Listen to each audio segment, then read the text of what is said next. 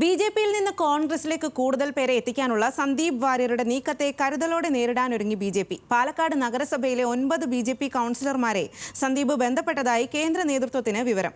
സംഘടനയിൽ കടുത്ത അവഗണന നേരിട്ടു എന്ന് ബിജെപി വയനാട് മുൻ ജില്ലാ അധ്യക്ഷൻ കെ.പി. മധുവിന്റെ പ്രതികരണം. ആഭ്യന്തര കലഹത്തിൽ സംസ്ഥാന നേതാക്കളുമായി ചർച്ച നടത്താൻ കേന്ദ്ര നേതൃത്വത്തിന്റെ തീരുമാനം. പാലക്കാട് ഉപതെരഞ്ഞെടുപ്പിന് പിന്നാലെ ബിജെപിയിലുണ്ടായ ആഭ്യന്തര കലഹത്തിൽ തിടുക്കപ്പെട്ട് നടപടി വേണമെന്നാണ് ബിജെപി കേന്ദ്ര നേതൃത്വത്തിന്റെ തീരുമാനം. സംസ്ഥാന നേതാക്കളുമായി ചർച്ച നടത്തിയ ശേഷമാകും ഇക്കാര്യത്തിൽ തീരുമാനമെടുക്കുക. പാലക്കാട് നഗരസഭയിൽ ഇടഞ്ഞു നിൽക്കുന്ന ബിജെപിയുടെ ജനപ്രതിനിധികളുമായും സംസാരിക്കും. നടപടിയെടുത്താൽ ചില കൗൺസിലർമാർ പാർട്ടി വിട്ടേക്കുമെന്നാണ് വിലയിരുത്തൽ.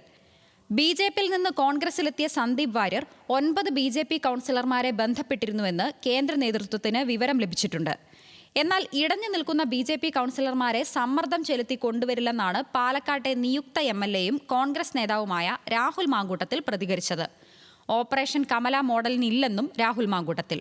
നമ്മളൊരു ഈ ഓപ്പറേഷൻ കമല മോഡൽ ഐറ്റംസിനൊന്നും നമ്മളില്ല. അങ്ങനെ ജനാധിപത്യത്തെ നമ്മൾ ആളുകൾക്ക് സമ്മർദ്ദവും പ്രതിഫലവും കൊടുത്തിട്ട് ജനാധിപത്യത്തെ അട്ടിമറിക്കാനുള്ള ഒരു ശ്രമത്തിൻ്റെ ഭാഗമാകാനില്ല. ഒരുപാട് മനുഷ്യന്മാർ ഇപ്പോൾ അവരുടെ നയങ്ങൾ ശരിയല്ല എന്ന തിരിച്ചറിവുണ്ടാകുന്ന കാലമാണ്.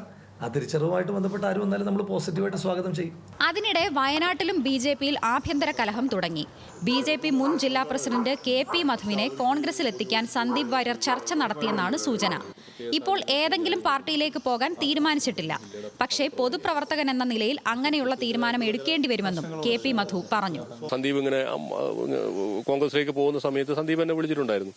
പിന്നെ ഇങ്ങനെയുണ്ട് മധുവേട്ടാ, ഞാനിങ്ങനെ തീരുമാനം എടുത്തിട്ടുണ്ട്. ഇത് ഇങ്ങനെ എത്ര കാലമാണ് ഇങ്ങനെ എല്ലാം സഹിച്ച് ഇങ്ങനെ നിൽക്കുന്നത്? എനിക്കൊണ്ട് സാധിക്കുന്നില്ല. ഒരു പരിധിയുണ്ട്, ആ പരിധി വിട്ടിരിക്കുന്നു. അല്ലെങ്കിൽ ഇലക്ഷൻ കഴിയുമ്പോൾ എന്നെ എന്തായാലും പുറത്താക്കും. അതുകൊണ്ട് ഞാൻ അങ്ങ് നേരത്തെ പോയേക്കാന്ന് പറഞ്ഞാൽ അയാൾ എന്ത് ചെയ്തു? അയാൾ കോൺഗ്രസിലേക്ക് പോയി. എന്നോട് ഇന്ന് വരെ ഏതെങ്കിലും ഒരു പാർട്ടി ചേരണമെന്നോ ഇന്നൊരിടത്ത് വരണമെന്നോ സന്ദീപ് എന്നോട് ആവശ്യപ്പെട്ടിട്ടില്ല. കോൺഗ്രസിലേക്ക് പോകുമെന്ന് സ്ഥിരീകരിക്കുന്നില്ലെങ്കിലും ബിജെപി സംസ്ഥാന നേതൃത്വത്തിനെതിരെ രൂക്ഷ വിമർശനമാണ് മധു ഉയർത്തുന്നത്. ഇപ്പോൾ വലിയ മുണ്ടക്കൈയൊക്കെ ദുരന്തം ഉണ്ടായിട്ടുണ്ട്. ഒരു 10 പൈസ കൊടുത്തോ? 10 പൈസ കൊടുത്തോ? ഒരു മുൻ കേന്ദ്രമന്ത്രിയായിട്ടുള്ള ആള് പറഞ്ഞ മുരളീധരൻ പറഞ്ഞെന്താ? അത് വയനാട് ഒന്നാകെ ഒലിച്ചു പോയില്ലല്ലോ. അങ്ങനെയൊക്കെയാ പറയേണ്ടത്. അതൊന്നും ശരിയല്ലല്ലോ. അത് ഈ ജനങ്ങളോടുള്ള വെല്ലുവിളിയല്ലേ?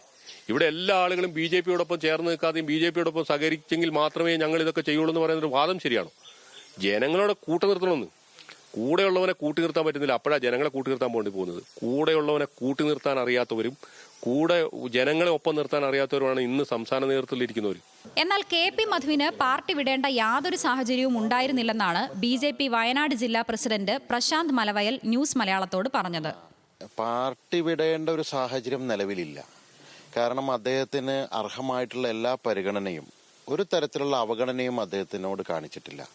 കാരണം ഈ തെരഞ്ഞെടുപ്പിൽ, ഈ ഉപതെരഞ്ഞെടുപ്പിലടക്കം നല്ല റോള് അദ്ദേഹത്തിന് നിശ്ചയിക്കുകയും അത് അദ്ദേഹം കൃത്യമായിട്ട് ചെയ്യുകയും ചെയ്തിട്ടുള്ളതാണ്. ഇതൊക്കെ ഒരു ബാലിശമായിട്ടുള്ള വാദം മറയാക്കിക്കൊണ്ട് അദ്ദേഹം പറയുന്നു എന്നുള്ളത് മാത്രമേ ഉള്ളൂ. ഒരിക്കലും ഇത് പാർട്ടിയൊന്നും ബാധിക്കില്ല.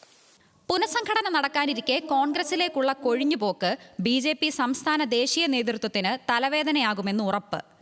കൊച്ചി, പാലക്കാട്, വയനാട് ബ്യൂറോകൾക്കൊപ്പം ന്യൂസ് ഡെസ്ക്, ന്യൂസ് മലയാളം.